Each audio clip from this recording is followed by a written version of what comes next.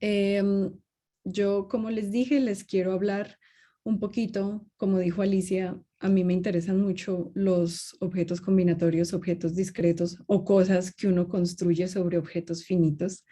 Y más que hacer simplemente construcciones, me gusta también cuando hay álgebra detrás de esos objetos, o sea, cuando hay operaciones involucradas detrás de esos objetos, así como si fueran espacios vectoriales o cosas de ese estilo. Y entonces, mi propósito con el minicurso es contarles en particular algo que me ha interesado bastante últimamente y en lo que he venido trabajando con un par de colaboradores. Jerónimo es uno de ellos, en un artículo que esperamos salga pronto a la luz. Y pues estos objetos se llaman caminos reticulares o lattice paths. Y estos caminos reticulares nosotros los vamos a poner dentro del contexto de lo que vamos a llamar matroides. ¿Listo? Y entonces para motivar un poco la definición de matroide, pues les voy a dar la idea como esto de dónde surgió, de nuevo haciendo uso del hecho de que ustedes ya saben cosas de grafos, eh, gracias a que lo aprendieron hace no mucho. Entonces, aquí tengo un dibujo de un grafo en 4 vértices, pero realmente a mí lo que me va a interesar más que todo van a ser las aristas. Bueno, y esas son justamente las que tengo etiquetadas. Son 6 aristas y las tengo etiquetadas del 1 al 6. Entonces, pues de las cosas que ustedes aprendieron con grafos la vez pasada, pues aprendieron como bastante terminología, ¿no? Y no sé si dentro de la terminología que ustedes aprendieron acerca de grafos la vez pasada, qué tipo de propiedades sobre este grafo como que les resalta a ustedes o qué podrían ustedes decir que son características de este grafo o qué ven acerca de él.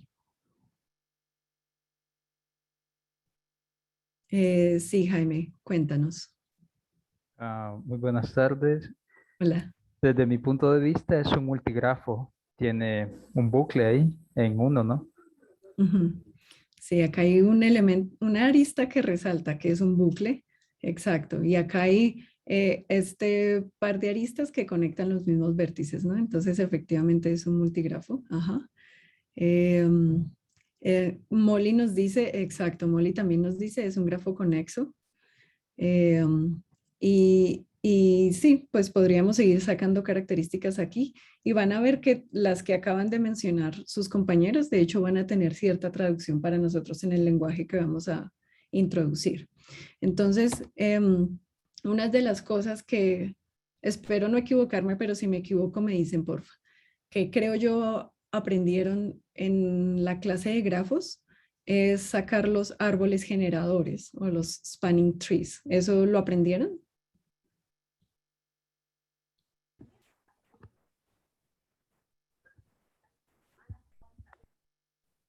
O de pronto no lo recuerdan. Si no lo recuerdan, igual lo recordamos. Si no lo aprendieron, igual lo decimos.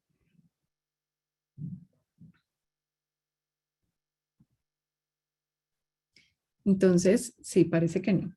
Entonces, ¿qué es lo que vamos a llamar spanning tree? Acá entonces pasemos a nuestro Jamboard. A ver, pues, Puerto Rico, Chile, México. Voy a dejar la página 1 con los países y pasémonos aquí a la 2. Entonces, yo tengo aquí mi grafo. Eh, eh, creo que era así y así, ¿verdad? Y ya no recuerdo o no sé si voy a etiquetar de la misma forma, pero tal vez sí. Entonces, creo que estas son las etiquetas que usé. Entonces, en este caso, como mi grafo es conexo, entonces, ¿a qué nos vamos?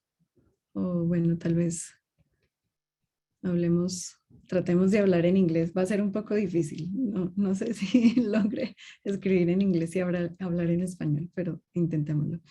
Entonces, como mi grafo es conexo, nos vamos a referir eh,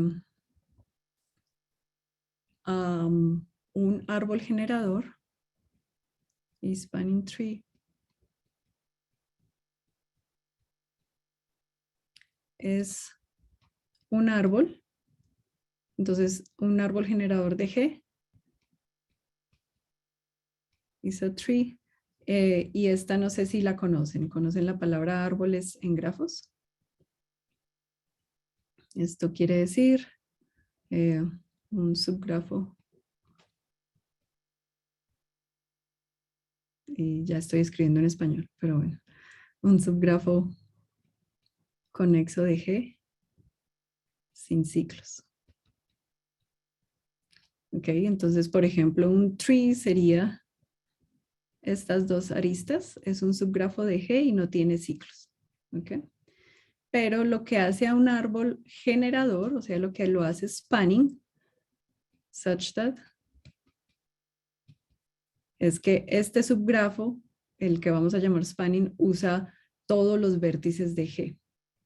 Y entonces en este caso, is a tree, llamémoslo T, such that tiene, dicen,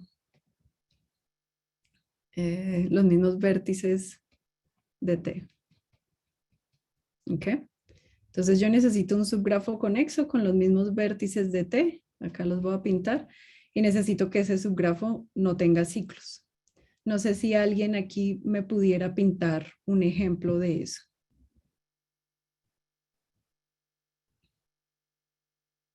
Ay, sí, gracias. Entonces, pinté los vértices como en el mismo orden que aparecen ahí para pintar un subgrafo que no tenga ciclos. Y tiene que ser conexo. Entonces, todos los vértices deberían ir conectados. ¿Qué creen? ¿Qué podríamos pintar?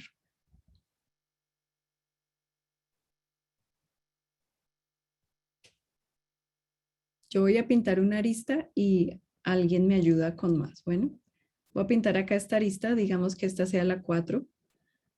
Esto es un árbol, pero no está conexo. En este pedacito es un árbol, pero como necesito que estén los otros dos vértices, entonces necesito conectar este pedacito con este otro. ¿Y cómo podría hacer eso? Hay varias formas, no hay una única en este caso.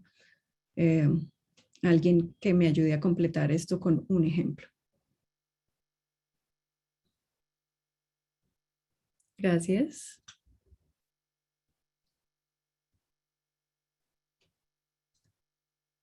Ahí nos toca cerrar un par, ¿no? Borrar un par. Entonces,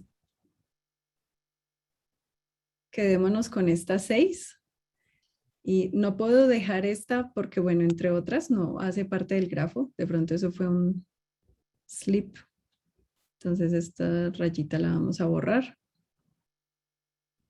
Y acá yo no puedo dejar estas dos porque me construiría un ciclo y yo no quiero ciclos. Entonces, acá yo debo hacer una elección y, digamos, voy a elegir la 3.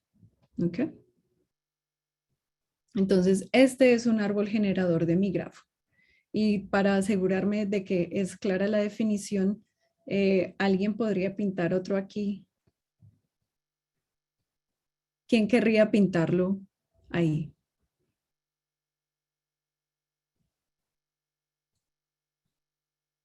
Pueden levantarlo. Eso. Tal cual. Ese es otro. Entonces, este usó las aristas 4, 2, 4 y 5. Y bueno, y hay muchas más.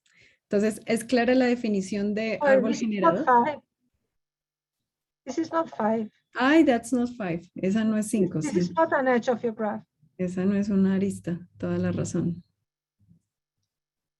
Entonces, ¿cómo conectamos ese pedacito?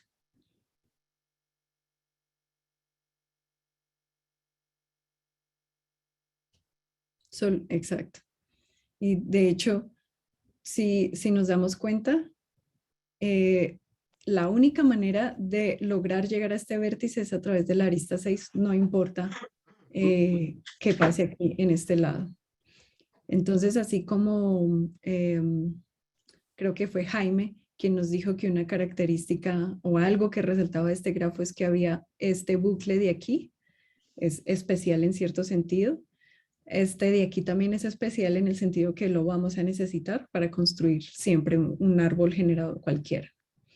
¿Hay alguna pregunta acerca de esta definición? ¿O todo bien?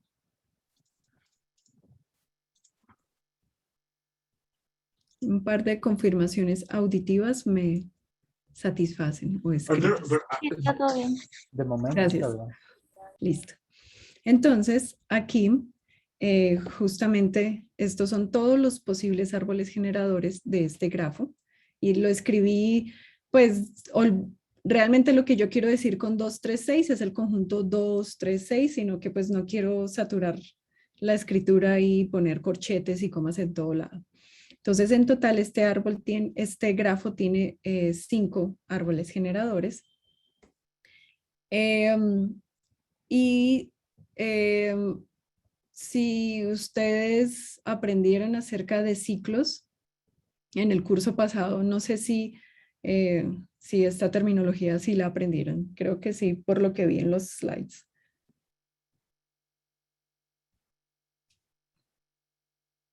Entonces, lo que queremos es caminos cerrados, donde comience en un vértice y termine en el mismo, sin repetir más cosas en el medio. Y así. Entonces, Maximiliano me dijo que sí. No sé si alguien me puede decir algunos ciclos de este grafo.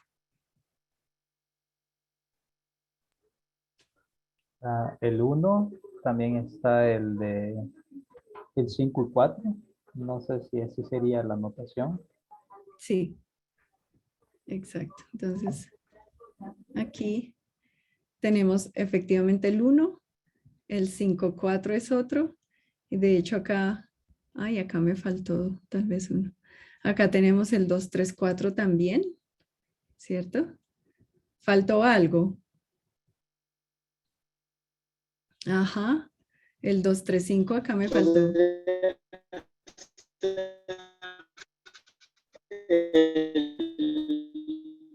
Ay, Miguel, creo que no te escucho bien, Miguel, no sé si sea solo yo. Ok, entonces es este tipo de objetos, digamos, que obtenemos a raíz del grafo.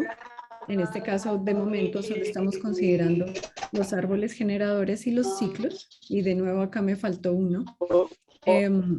Hola, ¿qué tal? ¿Cómo estás? Hola, Miguel, pero yo no te oigo bien. No sé si soy solo yo.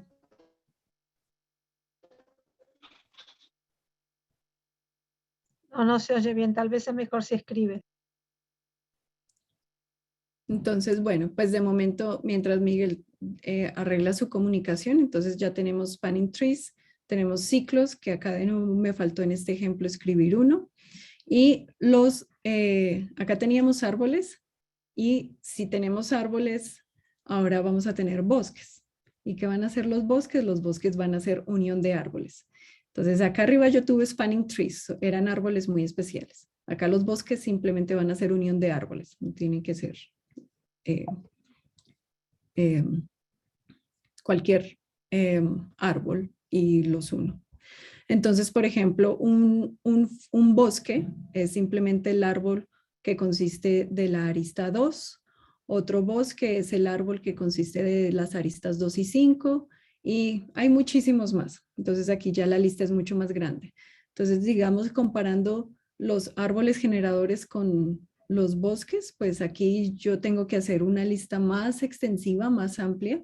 Ciertamente, todo árbol generador va a ser parte de mi conjunto de bosques o forest, pero pues no al contrario, ¿no? Y estos objetos los vamos a codificar de cierta forma desde el punto de vista de álgebra lineal. Justamente fue como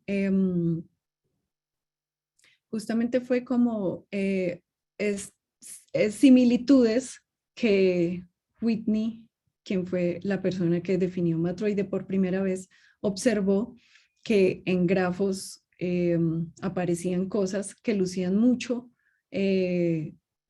o que se podrían pensar desde el punto de vista de álgebra lineal. Entonces quiero hacer la contraparte de este mismo dibujo, pero usando ahora sí álgebra lineal.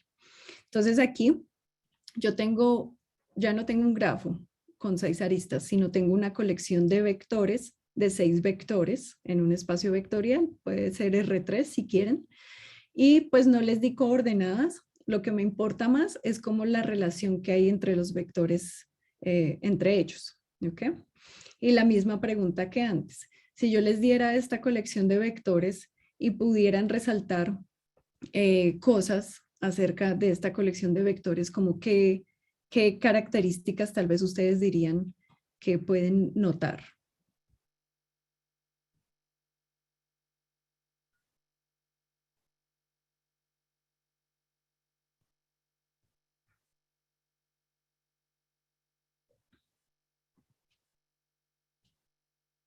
Ajá, entonces aquí Abril dice que 4 y 5 son paralelos, exacto.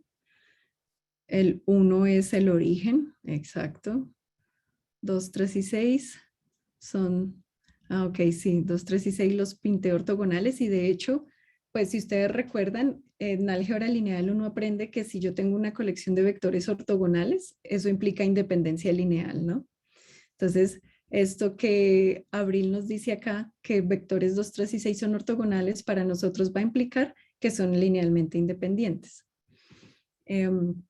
Y ahora, en el caso de los grafos, del grafo que nosotros teníamos en el ejemplo de ahorita, si ustedes se dan cuenta, esa particularidad del 6, como la mencionamos, se nota aquí, porque el 6 aparece en absolutamente todos los spanning trees, en todos los árboles generadores. Y digamos, en el otro extremo, que ustedes notaron que existía este lazo o bucle, el 1 no aparece en ninguno de los spanning trees. Ahora, lo que yo voy a hacer, como tengo es una colección de vectores, pues voy a hablar es este lenguaje, el lenguaje de vectores.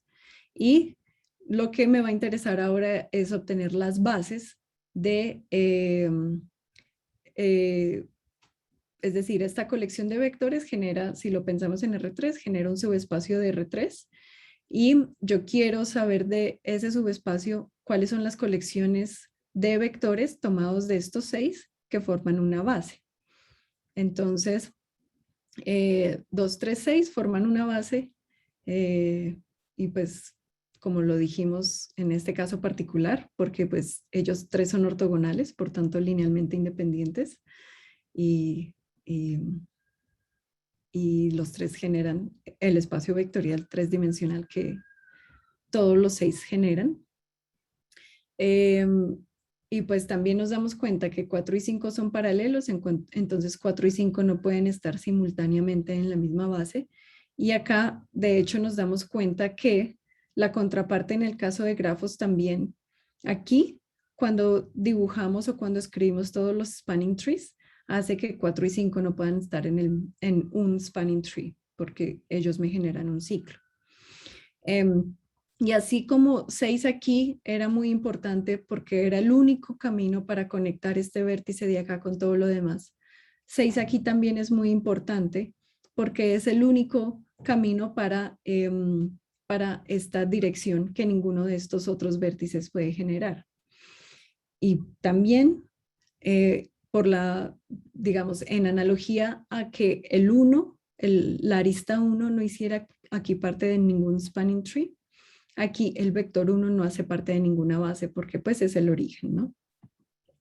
Entonces, ahora vamos a detectar de esta colección de vectores subconjuntos de ellos que sean dependientes de manera mínima, y de manera mínima quiero decir bajo contenencia.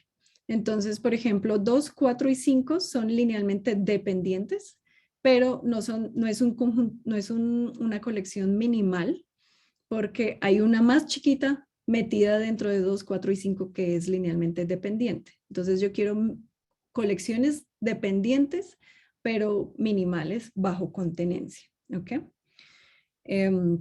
Entonces, y acá también me faltó la que me faltó acá. Entonces, si hiciéramos eso, pues ciertamente el origen es dependiente y es minimal. No hay nada que esté contenido ahí que sea dependiente. Por la misma razón 4 y 5 lo es, 2, 3 y 4. Y por la misma razón que aquí me faltó 2, 3, 5, acá también me falta 2, 3, 5. ¿Ok? Hasta ahora, ¿tienen alguna pregunta? Todo bien. ¿Todo bien? Gracias. Y entonces mi contraparte de árboles o de forests van a ser aquí los subconjuntos de vectores independientes. Y pues si escribiéramos la lista, pues también aquí la lista va a ser grande. Y la lista, pues aquí solo escribí un pedazo de esa, pero también igual que en el caso de los grafos, que todo spanning tree, todo árbol generador es un forest, aquí toda base ciertamente es un conjunto independiente, pero no al revés.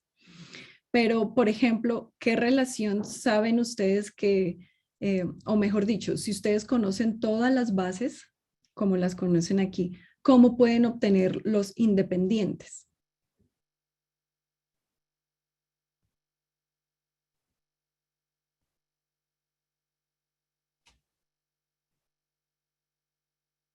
¿Sí es clara mi pregunta o no?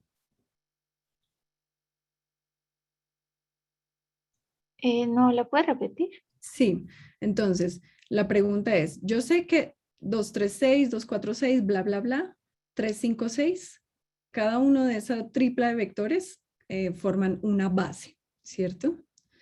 Ahora, yo sé que, por ejemplo, si yo tomo el conjunto 236, eso me dice que al ser esto una base, entonces tanto el vector 2 solito, como el vector 3 solito, como el vector 6 solito, cada uno de ellos es un vector linealmente independiente, pero también si tomo 2, 3, esa colección es linealmente independiente. Si tomo 2, 6, esa también es linealmente independiente. Si tomo 3, 6, es también linealmente independiente. Y la pregunta es, si yo tomo todas mis bases, ¿cómo puedo a partir de las bases obtener los independientes?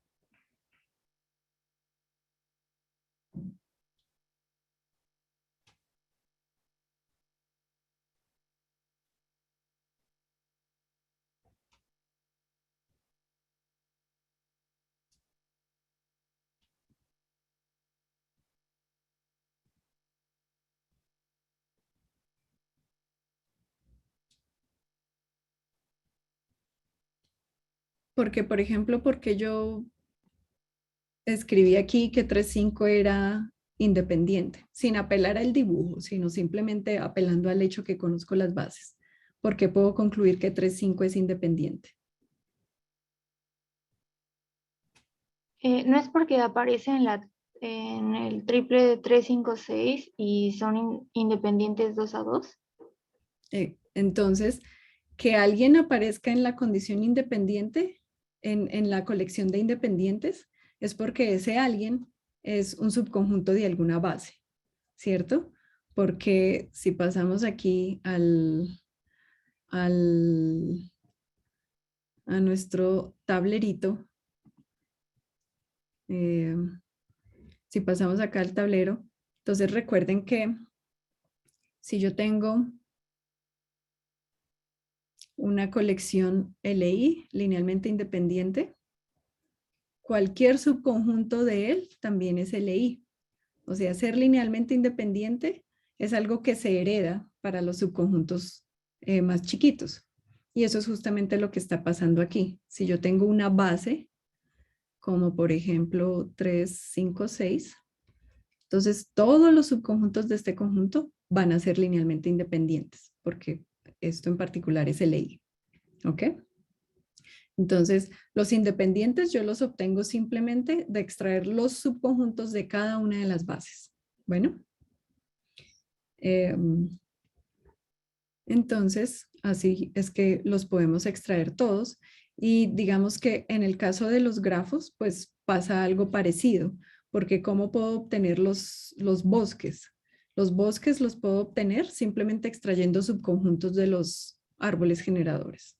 Entonces, esa es como, estamos haciendo como este paralelo o esta analogía de los grafos y mi colección de vectores.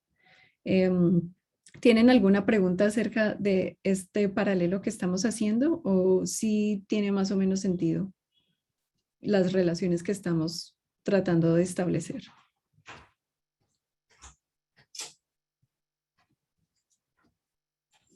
Bien, bueno, entonces ahora voy a volver a pasar aquí para que hablemos un poquito acerca de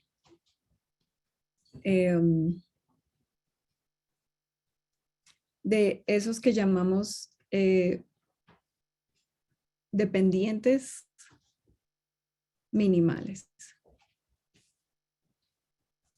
Entonces, por un lado teníamos el grafo y por otro lado teníamos la colección de vectores. Entonces, en nuestro dibujo teníamos que 4 y 5 era uno de ellos, ¿cierto? Recuerden que son dos vectores, uno que luce así y el otro luce así, son paralelos, ninguno de ellos es el origen. Y en el caso de mis grafos, pues teníamos que formaban un par de aristas paralelas. Y acá esto lo llamábamos ciclos. Ciclos o circuitos. Ciclos. ¿Ok? Entonces, así como a partir de las bases, nosotros obtuvimos todos los que llamamos independientes. Indep. ¿Cuál es como la relación análoga que ocurre con los que son dependientes de forma ni minimal? O sea, si 4 y 5 es dependiente, ¿qué puedo decir yo acerca de 4 o 5 si le añado a alguien más? Por ejemplo, si le añado a 3. Este ya no va a ser mínimamente dependiente, pero ciertamente va a mantenerse la relación de dependencia. ¿Ok? E igual aquí, si yo tenía un ciclo, como lo tengo aquí, 4, 5 lo era. Si yo tomara ahora 4, 5, 2 o lo que sea, este ya no va a ser un ciclo como lo conocemos en teoría de grafos, pero sí va a, en este caso, pues va a contener uno chiquito, uno minimal que aparece ahí. ¿Okay? Entonces,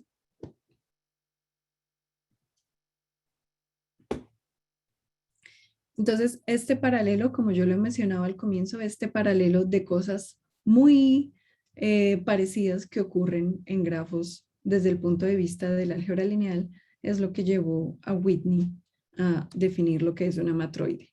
Y si ustedes si ustedes consultan un libro, pues cualquiera de teoría de matroides, se van a encontrar con que existen al menos 10 definiciones distintas. Y que una definición u otra sea mejor, pues la verdad eso depende mucho de lo que uno necesite hacer. Para nuestros propósitos, de momento, yo les voy a presentar una definición. En los ejercicios igual ustedes van a tener el chance de poder jugar un poquito con esta definición y con otra, pero esta definición es en términos de lo que en el espacio vectorial que teníamos hace un segundo, va a ser en términos de esa colección de bases. Entonces, una manera de definir matroides es la siguiente. ¿Qué necesitamos para definir un matroide? Necesitamos definir o fijar un conjunto finito que llamamos E. Ese va a ser el conjunto finito o el conjunto subyacente sobre el que vamos a construir nuestro matroide. En los ejemplos que vimos, en el caso del grafo, el conjunto subyacente es el conjunto de aristas. En el caso de los vectores, el conjunto subyacente son las etiquetas de los vectores. Entonces tenía 6 vectores y mis etiquetas iban del 1 al 6. Mi conjunto era 1, 2, 3, 4, 5, 6. La otra información que necesito es, una vez yo fijo mi conjunto, ahora, para que este par sea una matroide, lo que voy a hacer es tomar una colección de subconjuntos de aquí. Y de nuevo, para nosotros, para que se vayan haciendo la idea, esa colección de subconjuntos en este, digamos, en este setting, en este setup, esta colección de subconjuntos es lo que nosotros llamamos bases o spanning trees. Y esta colección en el contexto abstracto, es decir, desde el punto de vista axiomático, va a hacer que mi par sea una matroide si se satisfacen estas dos condiciones. Esta segunda condición es lo que uno se refiere como la condición de intercambio. Y explorémosla un poquito en el tablero a ver qué significa eso en el contexto de grafos. Básicamente lo que me dice aquí la definición, y aquí estoy abusando notación, pero lo que me dice es, si yo tomo 2 cosas de mi colección, y de nuevo piensen en 2 spanning trees, 2 árboles generadores o 2 bases, tomen 2 de ellos. Ahora, si los toman distintos, pues van a poder seleccionar a alguien que esté en el primero y no en el segundo. Y el axioma les dice que cuando ustedes seleccionan a ese alguien, siempre van a poder encontrar un B en el otro, tal que quitar ese que seleccionaron y reemplazarlo por este otro, les va a dar de nuevo un conjunto en el que A fue sustituido por B, y esto de aquí debería ser parte de o sus spanning trees o de sus bases. ¿Listo? Esa es como la idea de esta primer definición. Entonces, vayamos aquí y veamos esto un poquito en acción. Entonces, voy a volver a pintarlo acá. Teníamos este grafo y así eran las etiquetas. Y la definición que me dice. Entonces, en nuestro caso, nuevamente, me dice que este grafo G me va a dar lugar a un matroide, que podríamos llamar tal vez M sub G. ¿Y esta matroide qué requiere? Requiere que yo especifique 2 cosas. La primera va a ser de nuevo el conjunto subyacente, que aquí para nosotros va a ser el conjunto de las etiquetas de las aristas. Y el conjunto de las etiquetas de las aristas es lo que voy a llamar bracket 6. Es decir, para mí bracket n en general va a ser el conjunto finito de 1 hasta n.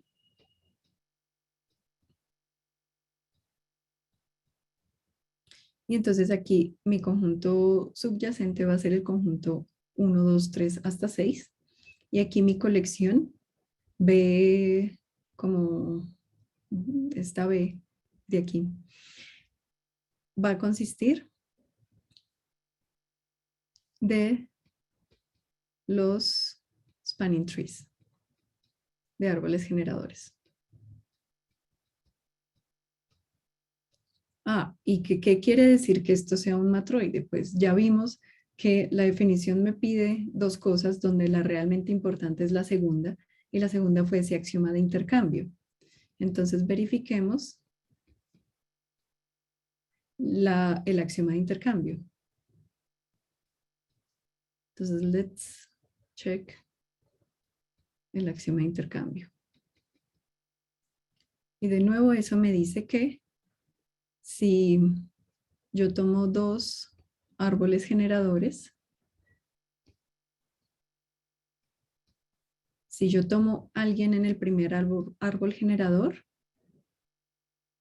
debe existir alguien en el segundo árbol, tal que puedo sustituir esa arista que yo llamé A con esta otra arista. y eso me da un nuevo árbol generador. Entonces voy a poner aquí un árbol generador, digamos, pues de nuevo recordemos que cualquier árbol generador que yo ponga siempre va a requerir de 6. Voy a poner, por ejemplo, 5 y 2. Este es A. Ya lo puse aquí. Ahora me gustaría que alguien más que tal vez no haya tenido el chance de dibujara aquí un árbol B. No sé quién querría aventurarse.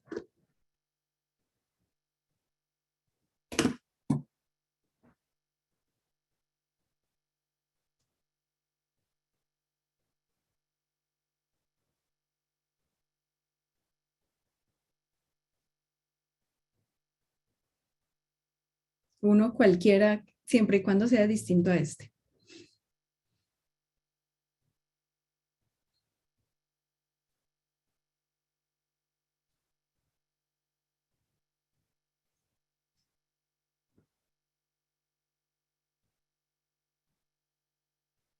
¿Alguien por ahí?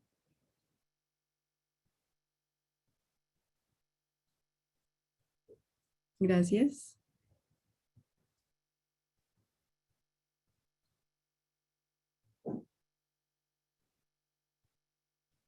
Súper, muchas gracias.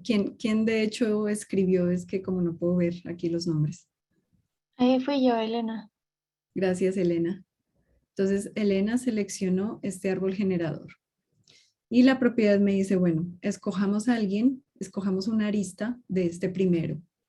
¿Ok? Una arista de este primero que no esté en el segundo. ¿Qué opciones tenemos? El 2. El 2, ¿cierto?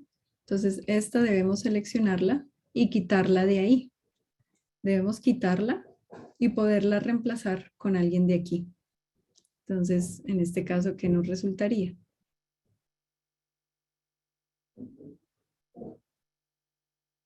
Esta va a jugar el rol de A. Y la eliminamos de ahí y la debemos sustituir con alguien de aquí. Con el 3. Exacto. En este caso también como que no hay manto a elegir otra cosa. Y nos dice entonces que pues mi única opción en este caso es B. Y lo que me dice entonces el axioma de intercambio es que estas amarillitas son un nuevo árbol generador, o sea, es parte de mi colección también. Ese es el axioma de intercambio. ¿Ok? ¿Preguntas? Entonces, bueno, pues parte de los ejercicios va a ser Disculpe, jugar un poco. Ah, perdón, sí. ¿puede dibujarlo aparte? Porque, bueno, aquí dijo que lo amarillito es el nuevo árbol, ¿no? Pero también Sí, dibujó sobre el 2. sí, tienes razón, es No sé, mejor parece un dibujarlo aparte. bucle. Sí, parece un bucle. Sí, tienes toda la razón. Entonces pintemos aquí el que teníamos, era este. 2, 5, 6. Este era A. Y el que nos resultó del intercambio,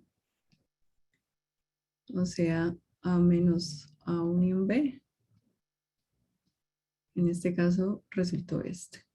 Y de nuevo, aquí como que aquí solo hubo lugar a un posible B. En general no tiene que ser así. O sea, yo podría haber intercambiado este 2 con alguien más si hubiese sido el caso y en muchos casos es posible intercambiar con no solo con un único, sino con otros. Pero el punto es que lo que resulte debe ser parte de mi colección otra vez. ¿Listo? Bueno, entonces, para culminar, antes de que comencemos con los ejercicios, pues les quiero decir en el caso de matrices, cuál es la matroide resultante, en el caso de vectores. Entonces, bueno, para grafos ya lo explicamos, quién era él, las aristas, quién eran B, los árboles generadores. Aquí dije trees, pero debe ser spanning trees.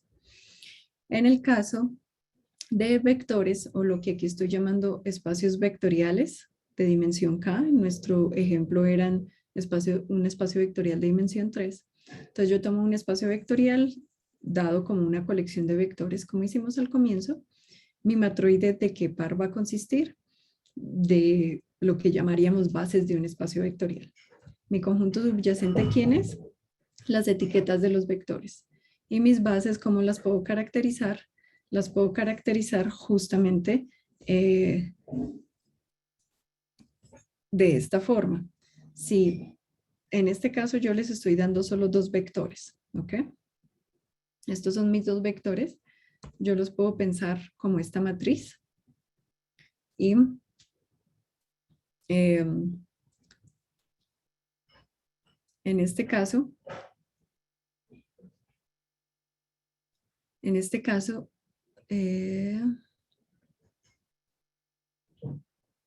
ok, a ver.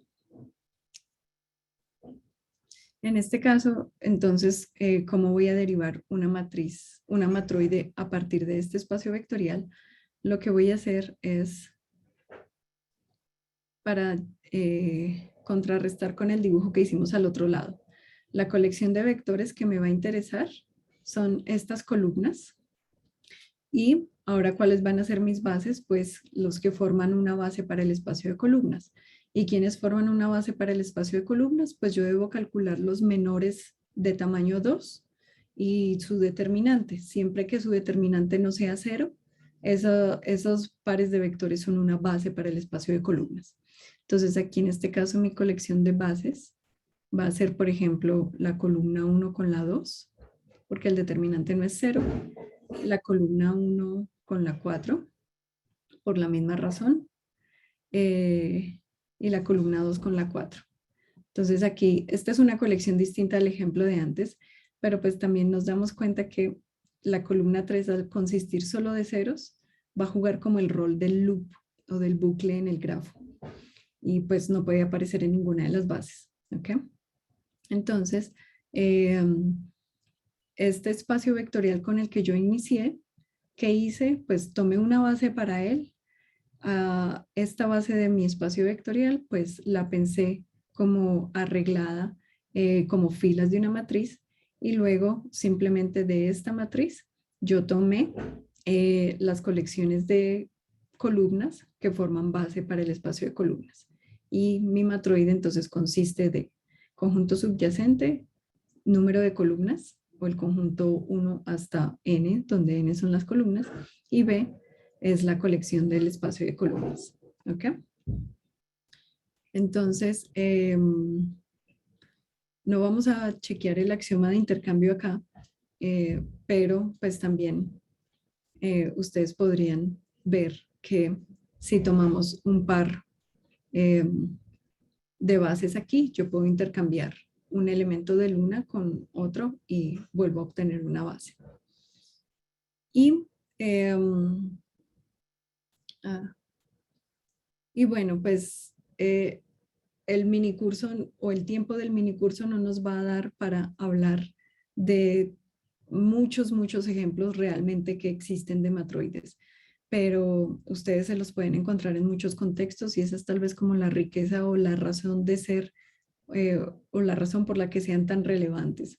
Se encuentran en geometría a través de unos politopos. Este es un nombre fancy para una familia de poliedros particular.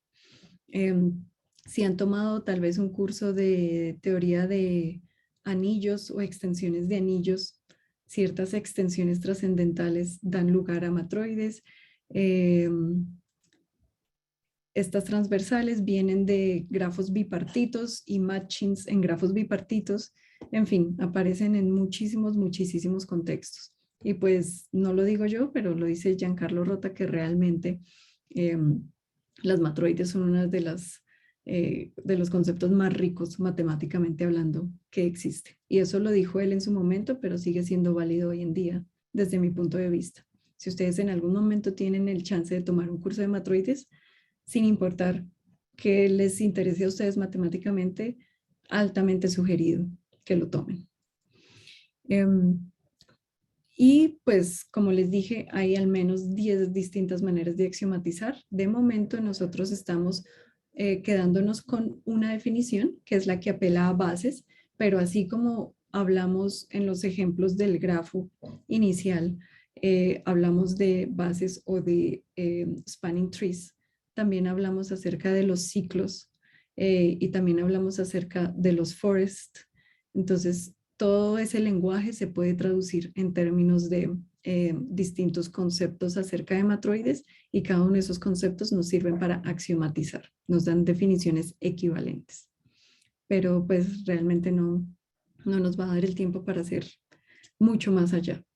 Y aquí es un poquito un diagrama muy chiquito de parte de la interacción, al menos de matroides que vienen de grafos y matroides que vienen de espacios vectoriales. Entonces, si ustedes estudian un poquito más acerca de matroides, se van a dar cuenta como las distintas interacciones de matroides derivadas de diferentes campos. Pero pues yo quiero definir lo que es una matroide de caminos reticulares y de momento voy a hacer unas definiciones concretas para que usemos un lenguaje común, sea que hablemos de matroides venidas de grafos o matroides derivados de espacios vectoriales. Entonces ya esto lo anticipamos bastante, pero pues si yo tengo una matroide voy a decir que un subconjunto de mi ground set, de mi conjunto subyacente es independiente si él está contenido en alguna base. Entonces los independientes son los que vienen de la, están contenidos en las bases, en alguna base. Igual que en álgebra lineal, cuando uno define ser linealmente independiente, uno puede dar esa definición y luego decir alguien es linealmente dependiente si no es linealmente independiente, acá lo mismo. Voy a decir que alguien es dependiente si no es independiente. Entonces alguien va a ser dependiente si no está contenido en ninguna base. Vamos a decir que C, acá no debería ser IC, sino C. C es un circuito y es los mínimamente dependientes de manera minimal. Y nuevamente minimal quiere decir bajo contenencia. ¿Ok? Y lo último que vamos a usar es que igual que en espacios vectoriales, si yo tengo una colección de vectores y ellos generan un espacio vectorial de dimensión K, ese K es, podemos referirnos como el rango en términos de matrices, pues. Y acá el rango de mi matroide va a ser el tamaño de cualquier base. ¿Ok? Entonces aquí en estos ejemplos con los que iniciamos, pues ya toda esta terminología cambia para nosotros. Y ya entonces esto van a ser las bases de la matroide, esto van a ser los circuitos de la matroide, esto van a ser los independientes de la matroide y aquí una cosa más que le vamos a añadir y es el rango. ¿Me podrían decir cuál es el rango de esta matroide?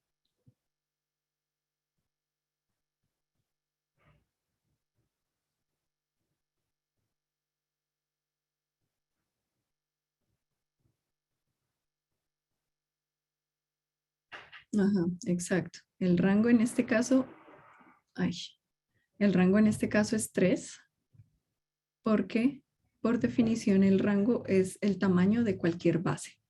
Y por ejemplo, yo tomo esta base y tiene 3 elementos. ¿Ok? Y digamos que aquí hay algo detrás que realmente requiere una prueba y no es obvio. Y es por qué ocurre que todos los spanning trees, todos los árboles generadores tienen 3 aristas. Eso desde el punto de vista matroidal es algo que requiere una prueba. Es cierto para toda matroide, que cualquier par de bases tiene el mismo tamaño y por eso el rango está bien definido. Pero es un resultado no trivial. Bueno, pero pues eso hace que esto esté bien definido. Y en este caso, pues mi matroide tiene rango 3 y lo mismo aplica para la del lado derecho. Ok, entonces,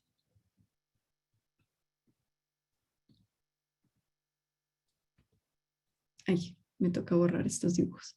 Entonces, ahora sí, ¿cómo vamos a definir las matroides de caminos reticulares? La definición se ve un poquito rara y es más fácil entenderla con un dibujo. Y acá está el dibujo. ¿Qué necesitamos? Entonces, lo que vamos a necesitar es lo siguiente.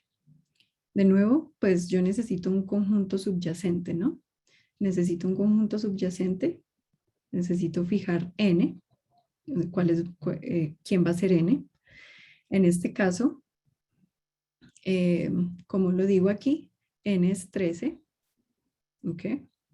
Entonces, como podemos pensar, una matroide de caminos reticulares es, imagínense que ustedes están en el plano cartesiano. Acá está el origen. ¿Ok?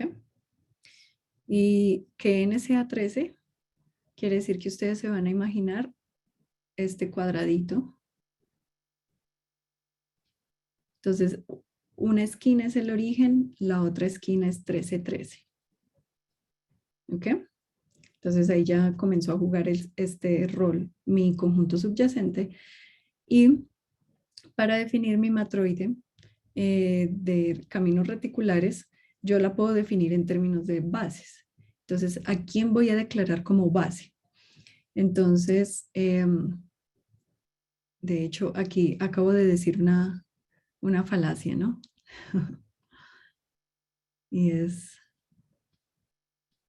esta esquina no es 13, 13. En total va a haber 13, pero esta esquina, digamos de aquí a acá, yo tengo 8 y de acá a acá tengo, no, de acá a acá tengo 4, 5, 6, 7, 8, tal vez me comí uno.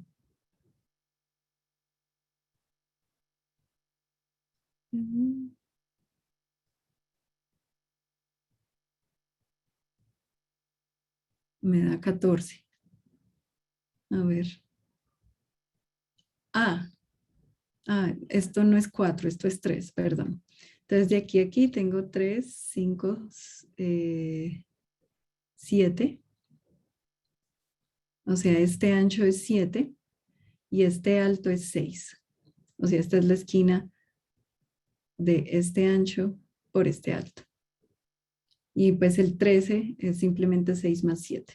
O sea, es el número de pasos que ustedes gastarían para ir hasta aquí si caminaran en este sentido. Entonces, bueno, como dijimos, necesitamos especificar quiénes son mis bases. Y para definir el conjunto de bases de una matroide de caminos reticulares, va a depender de que yo fije una colección que voy a llamar U, que va a ser como esta frontera superior, y una colección que yo voy a llamar L, que va a ser como esta frontera inferior. ¿Ok? Y entonces, ¿qué va a ser mi U en este caso? Mi U va a requerir un conjunto de 6 elementos, porque eso es lo que mide el alto. Y básicamente estas etiquetas, de nuevo, si yo pienso esto como en una cuadrícula dividida en cuadritos de 1 por 1, mi U me dice simplemente que cuando yo veo una etiqueta, entonces esa etiqueta va a constituir un paso hacia el norte. O sea, mi primera etiqueta es un 1, quiere decir que el primer paso va hacia arriba. El 2 también aparece en U, quiere decir mi segundo paso también va hacia el norte. El 3 ni el 4 aparecen, entonces mis pasos 3 y 4 van hacia el este. Paso 5 sí aparece, entonces ese voy para el norte. 6, 7 y 8 no aparecen en U, entonces voy para el este. 9 sí aparece, 10 no aparece, 11 y 12 sí aparecen, 13 no aparece. Entonces U me dice simplemente cuáles van a ser los 6 pasos hacia el norte que yo voy a usar para poder llegar hasta aquí. Y lo mismo, yo fijo un camino que llamo L, y es un camino que va por debajo de U o débilmente por debajo de U, puede intersectarse con U. Y de la misma manera, las etiquetas de L me dice cuándo es que cojo para el norte. Entonces L no tiene ni los pasos 1, 2 ni 3. Entonces 1, 2 y 3 son a la derecha. 4 sí está, entonces 4 va hacia arriba. 5 y 6 no están, entonces 5 y 6 van a la derecha. 7, 8, 9 sí están, entonces esos son para arriba. 10, 11 no están, 12 y 13 sí están. ¿Ok? ¿Está claro cómo esta colección de 6 pasos codifica este camino superior y esta de 6 pasos codifica este camino inferior? ¿Sí, no? O más o menos.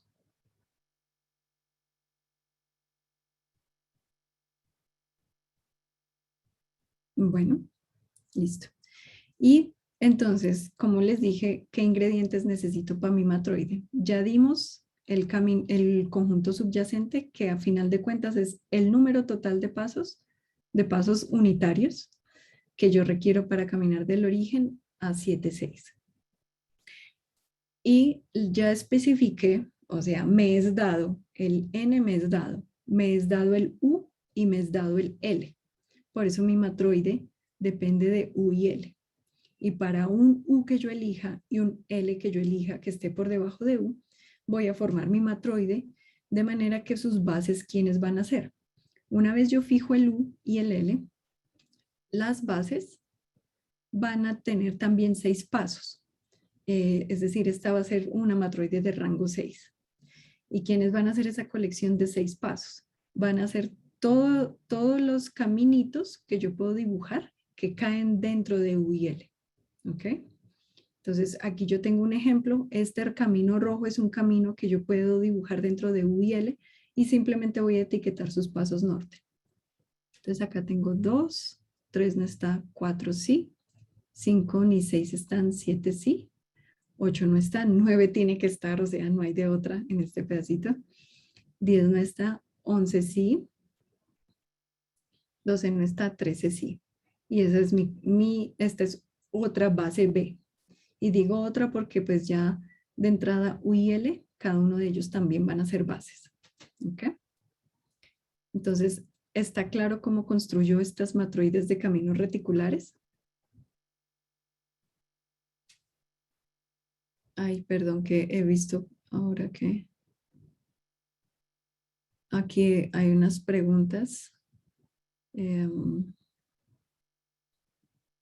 Entonces, ups. Can it be the boundaries too as long as it is only 6? Sí, entonces, sí, tal cual como dije hace un segundo, tanto U como L, que son nuestras fronteras superior e inferior, va a ser parte de la colección de bases. ¿Ok? Listo. Entonces, estas son las definiciones que necesitamos. ¿Tienen alguna duda antes de que pasemos a los ejercicios?